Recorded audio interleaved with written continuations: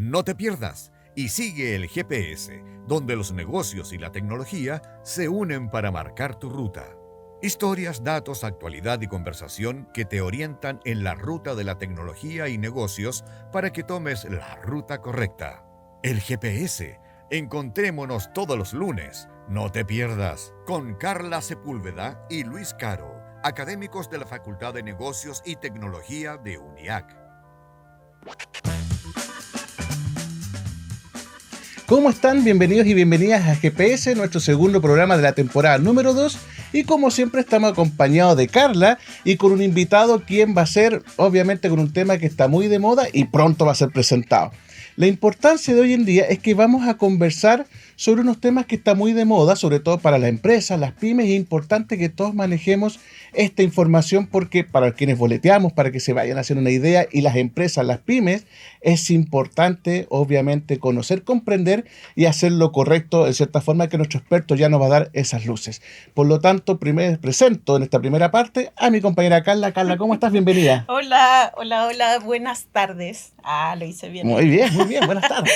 Vamos a iniciar nuestro segundo programa de la temporada y nos acompaña hoy nuestro docente Gonzalo Araya, ingeniero civil industrial de la Universidad de Chile. Él tiene un MBA, además de otros estudios relacionados con el tema, quien nos viene a presentar el lanzamiento de su nuevo libro que se llama Operación Renta 2026 en su tercera edición.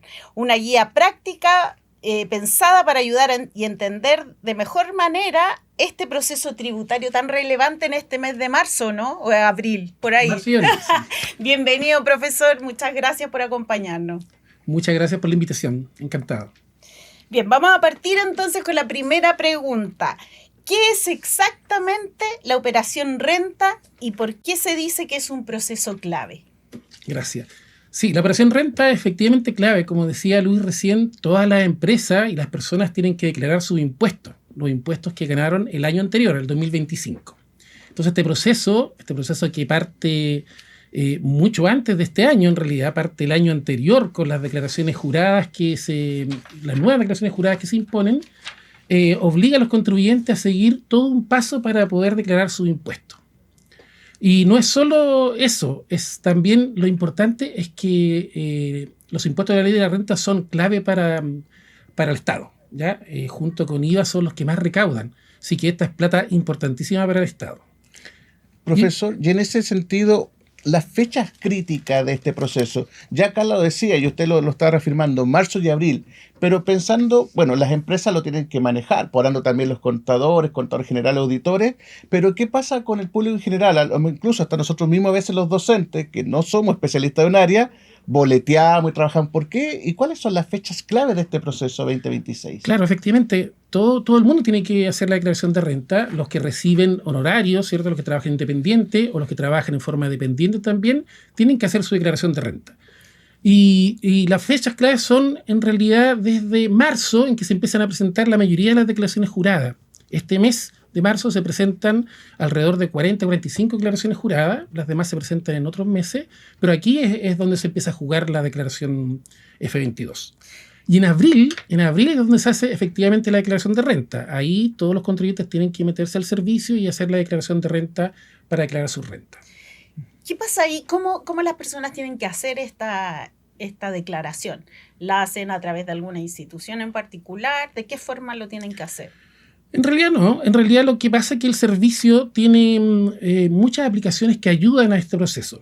Hace lo que se llama propuestas de formulario 22. Es decir, todas las personas, los contribuyentes, 4 millones y algo, el servicio le hace su propuesta. Entonces ellos tienen que llenar un formulario que es el formulario 22. Claro, pero en esa propuesta viene prellenado.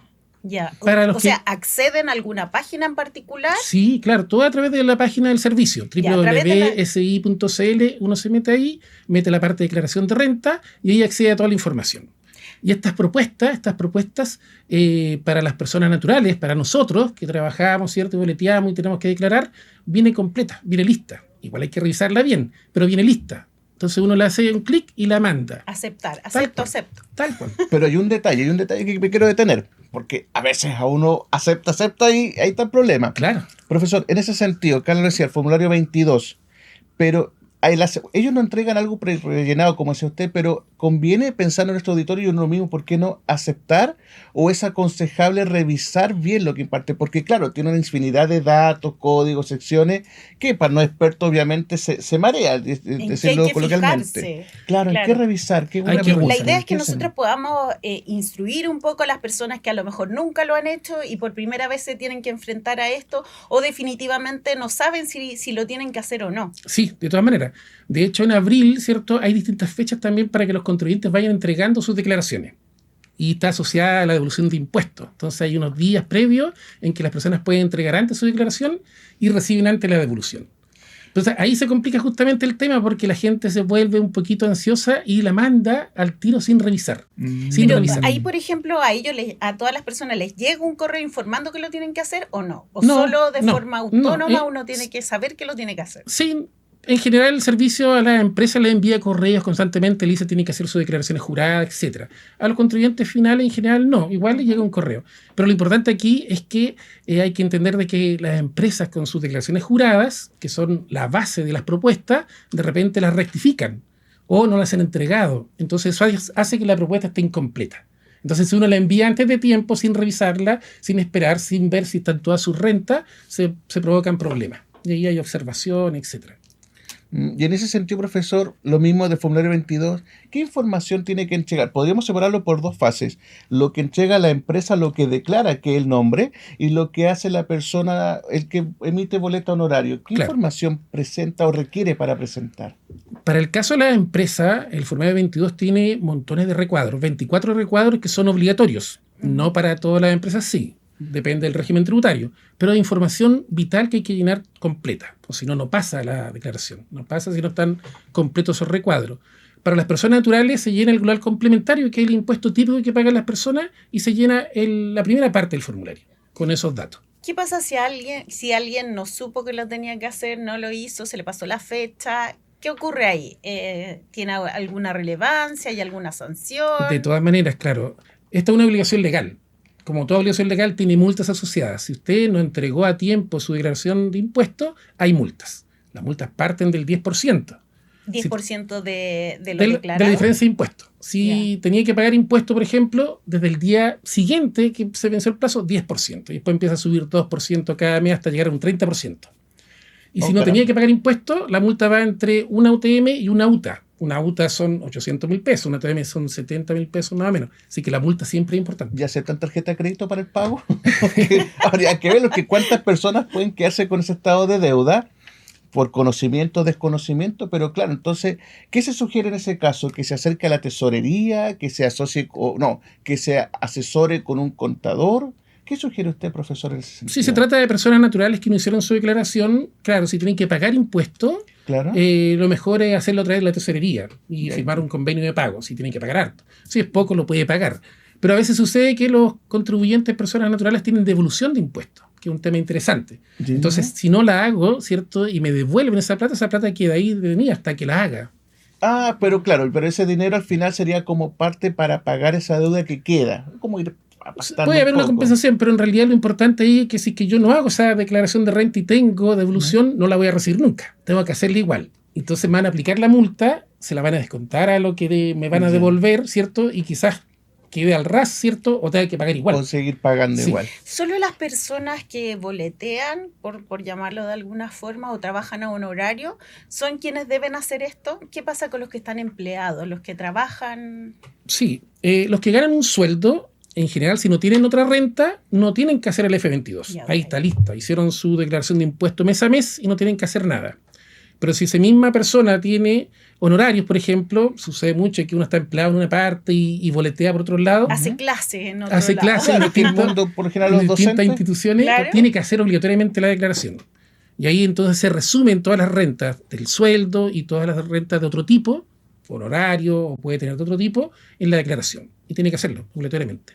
Y por ejemplo, si las personas están empleadas, hay legalmente, ¿cierto?, un porcentaje que se descuenta para las cotizaciones, para la AFP, para la ISAPRE. ¿Qué pasa con las personas que boletean? Porque ellos no tienen ese descuento. Claro, es una pregunta interesante porque ya desde mucho tiempo, desde el 2018, las personas empezaron a pagar, las personas independientes, Claro. a pagar sus cotizaciones por el F22. Es decir, igual se paga. Te descuentan una cantidad. Lo importante de eso es que, no sé si se han fijado, pero las boletas, ¿cierto?, va aumentando la retención. Sí. En este momento va en 15.25 y va a llegar hasta 17%. Esa va a ser la retención que nos van a sacar de nuestras boletas el año 2028. Es como que se estableció un tope, pero lo han hecho, digamos, de forma paulatina. De forma paulatina. Efectivamente, ese 7% más que nos agregaron del 10% tradicional es justamente para pagar las cotizaciones. ¿Ya? Entonces de ahí nos descuentan. De ahí pagamos salud, previsión, todo. Y eso lo paga la persona. La persona, no, claro. No digamos a quien se le prestó el servicio. No. Uno lo paga con sus retenciones. Entonces ahí está el problema porque hasta ahora, estos años, todavía uno puede elegir lo que se llama cobertura parcial. Entonces no tengo toda la cobertura de todos los seguros, todas las cosas que me da a los trabajadores contratados. Y ahí me devuelven un poquito. Si no elijo la cobertura parcial, cobertura total, no me devuelven nada de las boletas. Y eso va a pasar el 2028, con el 17%. No vamos a tener devolución de boletas desde esa época. O sea, como si se toque en papafisco de ahí en adelante. Así es. Tal Pero cual. una cosita chiquitita, ¿Sí? sí hay que tener en cuenta que si uno ya recibe sobre el tope imponible, es decir, sobre más de cerca de 4 millones de sueldo, por ejemplo, ahí sí las boletas que yo dé, ¿cierto?, me van a devolver todo, porque ya se pagó el máximo imponible, ¿ya? A través del sueldo. Entonces ahí puedo boletear y todo lo que tenga por esas boletas que me retengan del 17% me lo van a devolver. Pero cuando uno trabaja empleado, la institución donde uno trabaja te descuenta y eso se va a un ISAPRE que uno escoge o FONASA, ¿cierto? Y a la AFP. Sí. ¿Qué pasa acá? ¿Cómo las personas saben hacia dónde se va eso? ¿O lo dirigen a un lugar específico? ¿Ellos también escogen dónde dirigirlo? No, tal cual. En general, las personas que están en esta situación tienen también su AFP, ¿cierto? Tienen salud ya determinada. Si no, se va a FONASA directamente, si no tiene, y se va a la institución de la AFP que sea la que está licitando la última, la que estás obligada a meter. Claro, porque ¿Ya? igual hay personas que trabajan solamente honorario, Sí, claro. que no claro. están empleadas. Claro, pero en general esas personas también tienen entonces, si que ya han boleteado antes, ya tienen su AFP, tienen salud, tienen todos los datos listos. Y ahí va. Si no, a FONASA directamente. A FONASA. Profesor Gonzalo, y siguiendo la misma línea, pero pensando en nuestros auditores, que muchas veces son estudiantes que están realizando sus primeras actividades laborales, ¿no? La remuneración que puede ser por boleta, en este caso, para seguir con el ejemplo. ¿Qué debiesen ocuparse ellos en esta primera instancia? Cuando emiten su primera boleta, el primer mes, nada, seguir trabajando puntual. ¿Ya deberían fijarse si llevan un año trabajando, revisar allí qué le correspondería a su proceso de declaración? Claro, justamente la persona que retiene ese porcentaje está obligada a hacer una declaración jurada, que se llama justamente retenciones. Entonces, esa empresa que retiene es la que informa el servicio y va informando los RUT, distintos RUT, de todas las personas que le dieron boleta. Entonces, con toda esa información, en realidad, el servicio hace las propuestas. ¿Ya? Si yo tengo, no sé, sueldo, retenciones, retiros de una empresa, o tengo ganancias por intereses, etcétera, todas esas son declaraciones juradas. Y el servicio, con esas declaraciones juradas que envían tanto las empresas que me han retenido o terceros que informan cuestiones que me pertenecen a mí, se hace la propuesta de renta. Entonces, esa persona, ese estudiante, tampoco va a tener que hacer mucho, solo revisar que efectivamente las boletas que le dio a tal empresa le pagaron la retención correspondiente. Y ahí podríamos volver al primer tip de lo que vamos dejando como en lo que hemos conversado, revisar antes de enviar. De todas maneras, siempre hay que Siempre. revisar. Siempre ahí tenemos un tip ya que vamos a irlo reforzando después con el cierre del programa. Y ya hablando del programa, estamos para reforzar con nuestros auditores, quienes después nos escuchen a través de lo que es nuestros canales digitales. Estamos con el profesor Gonzalo Araya, quien nos está explicando y nos está comentando sobre lo que es la Operación Renta 2026. Y además, pronto nos va a comentar sobre su nuevo libro. Así que sigan acompañándonos porque tenemos muchos más temas que hablar. Así que continuamos, lógicamente, con nuestro profesor. Recuerden también seguirnos en nuestro sitio de Uniag Stream, donde podrán ver este programa 1, 2, 3 veces con el fin de que se sigan acompañando junto a nosotros. Así que retomamos. Carla, ¿qué más tenemos para conversar con el profesor? Sí, bueno, hasta ahora hemos estado conversando de la persona natural, ¿cierto? Las pymes también tienen que ver con estas declaraciones y cómo se da un poquito eso, de qué se trata. Sí, las pymes... claro, son la mayoría de las empresas en Chile, además, tienen que hacer su declaración de renta, pero tienen una ventaja importante porque el servicio tiene asistentes especiales en la misma plataforma que le ayuda a las pymes a hacer sus declaraciones juradas primero y la declaración de renta. Y le hace toda la información que van a los recuadros correspondientes. Entonces le ayuda en todo el proceso. Entonces, algunos pequeños empresarios, pyme, no tienen que tener mucha más ayuda, porque efectivamente la ayuda del servicio le permite hacer todas las obligaciones tributarias directamente desde la página. ¿Y las fechas son las mismas? Sí, las fechas son las mismas. De hecho, hay pequeños cambios respecto de situaciones de retiro. Por ejemplo, un empresario que sea individual, que tiene su propia empresa, él tiene que presentar su declaración jurada junto con la declaración de renta, ¿ya? Entonces ahí se le alarga el plazo y lo hace a través del asistente. Para las demás empresas, las declaraciones juradas terminan como el 27 de este mes en realidad. Ya hay retiros, sueldo, honorario, etcétera, están por ahí a fin de mes. Y la declaración de renta, bueno, en el mes de abril en general. Profesor, y ahí tenemos un tema que es, o sea, como usted lo decía, servicio de impuesto interno. Bueno, ya nuestro estudiante contador auditor, obviamente se hacen cada vez más expertos en estos temas junto con los grandes docentes que tenemos en la escuela. Pero cuando después llegamos nosotros los civiles a lo que impuesto a hacer la declaración de renta, aparece una palabra observada. O sea, historias podemos tener por montones, claro, desde pérdida de factura. No pierdan nunca una factura, por favor, se lo digo, nunca pierdan una, tenganlas guardadas como huesos santos, porque no hay que perder las facturas tampoco. Pero, volviendo a la pregunta, profesor, esa palabra temida para nosotros muchas veces, cuando te observan lógicamente el servicio de impuesto interno, ¿qué se entiende por esa observada? Cuando hay una declaración observada significa que tiene algún problema. ¿Qué es lo que hace el servicio con las declaraciones juradas? Además de hacer las propuestas, fiscaliza, hace cruces de información. Entonces, durante los meses posteriores empieza a fiscalizar, cruzando información por aquí y por allá, y cuando no concuerda la información de las declaraciones juradas con lo que declaró el contribuyente, la declaración sale observada. Y claro, y ahí cuesta de repente lograr sacar la observación, porque a veces son cosas muy complejas, otras veces son problemas del propio servicio, y el servicio te dice en las cartas, espera un momento porque puede que esto cambie en el futuro, si es que le llega nueva información, porque es muy dinámico el tema. De ahí sería aconsejable que yo vaya a tocar la puerta de una de las empresas que recordé, que presté servicio, y consultar, o es mejor esperar a que el servicio cruce esa información y se actualice, como señaló usted. Claro, a las personas naturales, a los que damos boletas, por ejemplo, sucede que a veces la empresa que me retuvo no pagó la retención o no hizo la declaración a tiempo. Entonces, eso me perjudica a mí. Y mi declaración va a estar observada, no me va a llegar la devolución si tengo devolución. Entonces, la idea es que yo tengo que llamar a mi agente retenedor para que rectifiquen o hagan la declaración correcta. ¿Y la multa a quién le recae? No, la multa le cae a los que hacen la declaración jurada, o que la hicieron mala o que no la hicieron a tiempo. Siempre van a tener multa por ahí.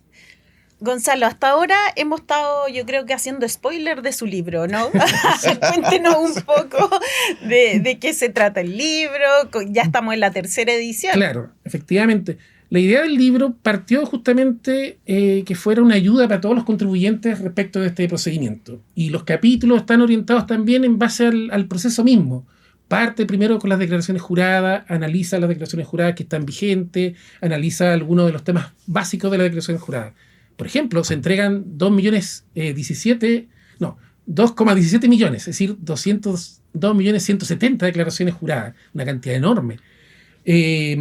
Luego de eso viene entonces el tema de la información que se requiere para hacer esto, que es muy importante, y ahí van a entender los alumnos, ¿cierto? Porque la contabilidad es clave, ¿ya? La empresa tiene que generar mucha información para hacer la declaración de renta. Tiene que hacer la contabilidad perfecta, ¿cierto? Que no haya problemas, tiene que hacer todos los recuadros, tiene que hacer la RLI, las bases imponibles, registro, un montón de cosas clave. Y ahí después sigo adelante viendo el formulario 22, hay novedades, etcétera, y todo matizado con muchos ejemplos. Esa es la gracia del libro, que tiene muchos ejemplos, pero es una guía práctica. Y siguiendo con esa línea, una guía práctica, ¿quién es la persona, a quién está dirigido este libro, profesor? ¿Quién lo puede acceder? O sea, me imagino que todos los que estamos vinculados de algún modo u otro con los temas de declaración, de observación y todo lo que hemos hablado.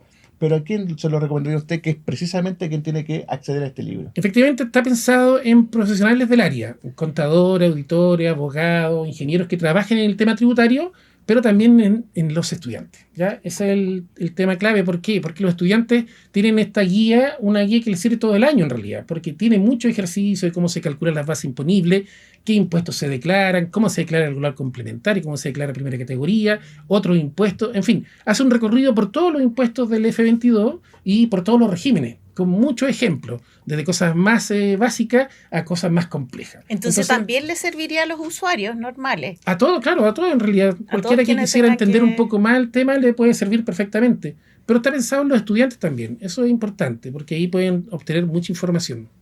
Profesor, ¿y cómo llega usted a inspirarse en decir, ¿sabes qué? Voy a hacer un libro que esto lo explica a los estudiantes, a los empresarios, a las pymes? ¿Cómo llega esa idea de...? Porque ya estamos en la tercera edición, entonces obviamente ya un docente experto de nuestra facultad. ¿Y cómo llega esto, profesor? ¿Cómo nace esta idea? A mí el tema de escribir me gusta mucho. Es decir, estoy en la 32ª libro que saco, 32 ya. Y todo de temas tributarios en general.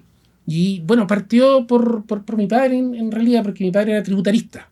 Yo soy ingeniero y fui metiendo de poco en el tema tributario. Entonces él también escribía libros. Y de ahí entonces me fui encantando con el tema y siempre haciendo distintos libros sobre impuestos, con características especiales. En eso, en definitiva. Y esta es la tercera edición. Sí. ¿Hay alguna diferencia entre las anteriores ediciones? Siempre voy agregando cosas. Ahora agregué un capítulo nuevo, precisamente con cuestiones propias del servicio que fue agregando últimamente. Bien interesante. Portales nuevos, formas de manejar mejor la información. El servicio este año se ha puesto las pilas en ese sentido. Saludos a nuestro amigo que también es impuesto. Porque efectivamente el servicio siempre tiene problemas con la página, se cae, hay de repente mucha gente que quiere entrar o cosas que no están funcionando bien. Pero ahora este año ha hecho muchas charlas, incluso la misma directora del servicio ha participado en las charlas, ha creado unos portales muy interesantes para que puedan entrar los intermediarios, es decir, los consultores, etcétera, los contadores, mucha información. Ha estado muy bien este año. Sí, eso ha sido un tema que han simplificado mucho la información, la están haciendo fácil para todo tipo de personas, porque antes era muy específico, pero en una consulta, profesor, ¿y qué opina usted sin comprometerlo mucho? Pero que, ¿dónde queda el rol después del contador, del tributarista, del auditor? Si la información se viene simplificando, ¿dónde aparecemos, lógicamente, los contadores? Pues, ¿cuál es el fin que vamos a hacer? Sí, es que lo que pasa es que el tema de operación renta no es solo de estos meses en realidad, es de todo el año. Porque uno tiene que tener toda la contabilidad muy bien, tiene que tener un montón de cosas hechas a cada instante en realidad. ¿Sí? Uno no puede esperar que hacer las cosas en este momento. Y el rol del especialista está en un rol más bien preventivo.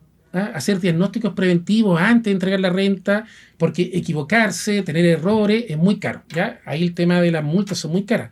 Si uno deja de pagar impuestos, como les decía, ya hay un 10% inmediatamente. Es decir, una empresa que tenga que pagar o se equivoque en 10 millones, por ejemplo, ya tiene que pagar al tiro otro milloncito más, ¿cierto? Y así va subiendo. ¿Las personas que adquieren viviendas también tienen que pagar? Tienen beneficios en general las personas que adquieren vivienda, ¿ya? Hay varios beneficios. Un beneficio de una ley que salió hace 2 años que permite un crédito de hasta 16 UTM, ¿ya? Respecto de la venta, de eso te lo rebajas de cualquier impuesto. Pero también hay un beneficio que es permanente, que está en la ley de la renta, que permite que tú rebajes los intereses de tu crédito hipotecario. ¿Y también se hace en este proceso? También se hace ahí. Y eso entonces también es otra declaración jurada, que los bancos que te prestaron plata tienen que informar los intereses que están dentro de la cuota del dividendo que tú pagaste. Y entonces te va a llegar un numerito. Te pagó de dividendo, por decir algo, 5 millones en el año. Y eso tú lo rebajas de tu renta global complementaria. Y eso está, digamos, dentro de lo que está prediseñado en el formulario. Sí, efectivamente. Pero hay cosas complejas de eso porque hay que sacar tope, hay cálculos especiales y que ahí la cosa se complica un poco. Y además también entiendo que hay rangos de vivienda. Claro, estos beneficios son para los DFL2, ¿ya? No son para otro tipo de vivienda. ¿Cuál es ese rango? Los DFL2 son viviendas especiales que tienen un metraje especial de 140 metros para abajo. No tanto el precio, sino que son los 140 metros para abajo y tienen este beneficio entonces. Se llamaban vivienda económica antes, Interesante. ahora la vivienda económica está un poco más chica, pero ese era el rango, 140 metros cuadrados para abajo entra en el rango de FL2.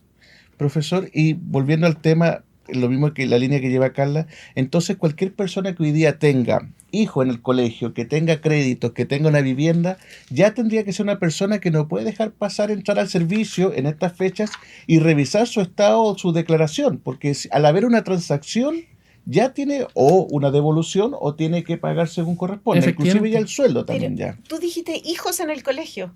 ¿Sí? También, ¿Por qué? sí. Hay un crédito Ahí me especial, asusté. hay un crédito especial por gasto en educación. ¿Ya? Y efectivamente ahí se da ese crédito por hijos que tengan de 24 años para abajo, que estén en el colegio, es decir, no educación superior, sino en el Ujú. colegio, y que tenga más de 85% de asistencia. Tiene que cumplir ciertas características los hijos. También declaración jurada, eso, ¿cierto? Los colegios informan. Y entonces el crédito es de 1.44 UF por cada hijo. Y ahí son colegios particulares, subvencionados. No, todo. Pero ojo que el beneficio tiene ciertos topes, ya no es para gente de alto ingreso. Es para personas que entre padre y madre sumen alrededor de 24 millones de renta, ¿ya? Hasta por ahí, hasta ese tope nomás. Anual. Anual, claro, renta anual, entre padre y madre. Porque igual es interesante porque eso, por ejemplo, yo lo desconocía. Y muchas personas quizás están en esa situación y nunca han entrado, digamos, a revisar esto. Sí, efectivamente, para las personas que estos años siempre se hacen en las instituciones de educación superior temas de acompañamiento a los contribuyentes, ya los alumnos, ¿cierto?, con profesores que los guían, justamente hacen acompañamiento para la operación renta. Y una de las cosas que más sale es eso, porque van los contribuyentes que no entienden mucho, ¿cierto?, personas naturales, a preguntar por su declaración antes de enviarla. Y ahí los alumnos le explican, se pueden hacer algunas cositas para que paguen menos o les devuelvan más, justamente por el crédito. Por eso la importancia de un contador, contador auditor o un especialista en tributarista, porque después, o sea, en el fondo es una ayuda. Por eso también importante, y sobre todo pensando en nuestros estudiantes, el gran futuro que tienen y el proceso de la formación que debemos darles a ellos. Profesor, y en uno de los últimos puntos, que ya vamos acercándonos lamentablemente al final, retomando el tema del libro, ¿cuándo se lanza este libro? Y esas son dos preguntas. Una, ¿cuándo se lanza y dónde lo podemos encontrar? En esta semana estaría listo el libro, así que lo pensamos lanzar la semana siguiente, por ahí entre el 23, 20, 25, por ahí, en esa fecha. Ahí lo estaríamos lanzando aquí mismo en la universidad. Sí. Y el libro se va a encontrar en las librerías o en sitios web también que venden este tipo de materiales. En definitiva, es un libro que se vende. ¿Tiene una versión online o solamente físico? Físico nomás, físico. Ya hasta el año pasado había versión online porque trabajaba con Thomson Reuters. Pero Thomson Reuters dejó de trabajar con el tema de imprenta, de imprimir libros. Entonces ya ahí lo estoy haciendo por otra parte y no está en versión online. Maravilloso. Entonces aprovechamos también de invitar a todos al próximo lanzamiento. Ahí les vamos a estar contando, les vamos a estar informando para cuándo sería. Profesor, y ya llegando al cierre, un minuto para que nos dé unos tips, para que nos cuente lo que usted quiera, o principalmente este minuto es suyo para que podamos después cerrar el programa. Tips, consulta, duda. ¿Qué nos podría comentar del cierre para nuestros estudiantes y para todos nuestros auditores? Sí, para los estudiantes es re importante el tema de la operación renta. Se hacen más de 5 millones de declaraciones de renta, es una cifra impresionante. Entonces, ¿qué es lo importante? Que los alumnos que van a hacerse cargo de estos procesos estén muy al día con el tema, que logren hacer todas las cosas como corresponde, no que las dejen pasar. Porque dejar pasar el tiempo significa errores, significa no estar haciendo bien los temas. Hay que estar muy atentos, es un periodo muy estresante para las empresas en realidad, así que es mejor estar preparado desde el principio. Eso sería como un consejo. Y en ese consejo, profesor, bueno, saludamos a todos nuestros estudiantes, le damos las gracias a nuestro profesor Gonzalo Araya, quien es parte del comité de docentes de la Escuela de Negocios. Y bueno, nada más que despedirnos junto a Carla e invitarlos a que nos sigan acompañando en los próximos capítulos, sigan viéndonos por las distintas redes que se está promoviendo este programa. Y nada, profesor, así que un gusto, muchas gracias por acompañarnos. Muchas gracias. Carla, muchas gracias. Muchas gracias a con todos. esto cerramos GPS y nos vemos la próxima semana. Que estén bien. Chao, chao. Chao. Muchas gracias. Cierra el GPS, tu brújula de información y conversación. 30 minutos para no perdernos en toda la semana. Te esperamos el próximo lunes. Síguenos y activa la próxima coordenada de negocios y tecnología. Vuelve a escucharnos en Spotify y en radiouniac.cl.